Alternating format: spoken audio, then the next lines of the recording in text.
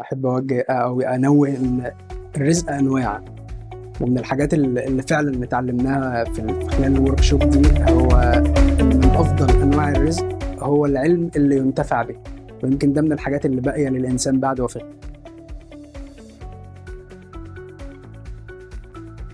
فانا احب اشكر ربنا مبدئيا ان هو حطني وزقني في الطريق اللي اوصل بيه للرزق ده، وحط ناس كانت سبب في ان احنا نيجي هنا في الورك شوب دي وناخد الرزق ده.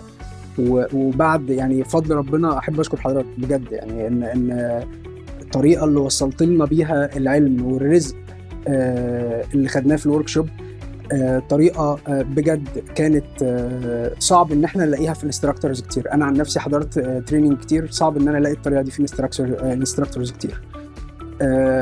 اخيرا وليس اخيرا، انا بجد هفتقد لمذاكر، هفتقد لجو الديسكشنز اللي فعلا هو ده المكسب الحقيقي من الورك شوب اللي حضرناه مع بعض. فجزيل الشكر لحضرتك.